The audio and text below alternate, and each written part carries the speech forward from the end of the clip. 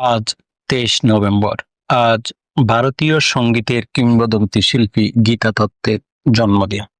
1930 সালে আজকের এই দিনে তিনি ফরিদপুর জেলার মাদারীপুরের একটি ধনী জমিদার পরিবারে জন্মগ্রহণ করেন।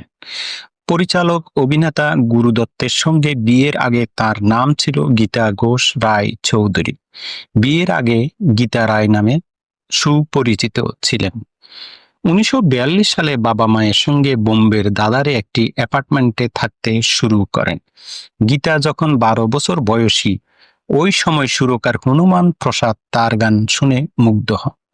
তিনি 1946 সালে গীতাকে ভক্ত প্রহ্লাদ নামের একটি চলচ্চিত্রে প্রথম গান গাওয়ার সুযোগ দেন। এই ছবিতে গীতা কোরাসে মাত্র 2 লাইন গেয়েছিলেন, তার মধ্যেই তার কৃতিত্ব ফুটে উঠেছিল। পরের বছর গীতা নেপথ্য গায়িকা হিসাবে দো ভাই ছবিতে কাজ পান। এই ছবিতে তার গান হিন্দি ছবির জগতে গায়িকা হিসাবে তাকে প্রতিষ্ঠিত করে। প্রথম দিকে গীতা ভজন এবং দুঃখের গান গাওয়ার জন্য পরিচিত ছিলেন। 1951 সালে শচীন দেব বর্মনের সুরে বাজি চলচ্চিত্রে তার গান গাওয়া সঙ্গীত জীবনে নতুন দিক আনে। তার কণ্ঠস্বরের যৌনতা এবং পাশ্চাত্য সুরে সহজে মানিয়ে নেওয়ার ক্ষমতার জন্য 1950-এর দশকে লাস্যময়ী এবং ডান্স ক্লাবের গানে তাকে প্রথম পছন্দ করে তোলে।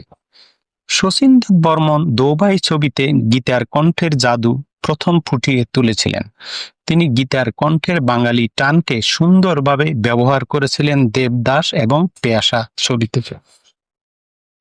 শচীন দেব বর্মনের সুরকার হিসেবে শুরুর দিকের গানগুলিকে গায়িকাদের ভিতরে গীতাই সবচেয়ে ভালোভাবে গেয়েছিলেন। অপি নায়ারের সুরে গীতা সব ধরনের গানে পারদর্শিতা দেখিয়েছিলেন।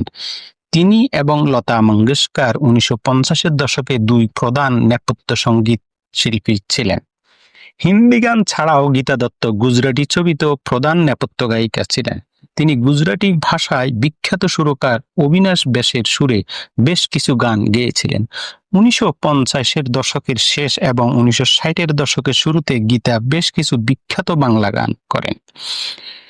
এই সময়ে বাংলা ছবি এবং সঙ্গীতের জগতে স্বর্ণযুগ ছিল। তার বেশিরভাগ বাংলা গানেরই সুরকার ছিলেন হেমন্ত মুখোপাধ্যায়, তবে নচিকেতা ঘোষ ও সুধীন দাশগুপ্তের সুরেও কিছু গান গেয়েছিলেন। গীতা দত্ত লিভার সিরোসিস রোগে আক্রান্ত হয়ে 1972 সালের 20 জুলাই মৃত্যুবরণ করেন।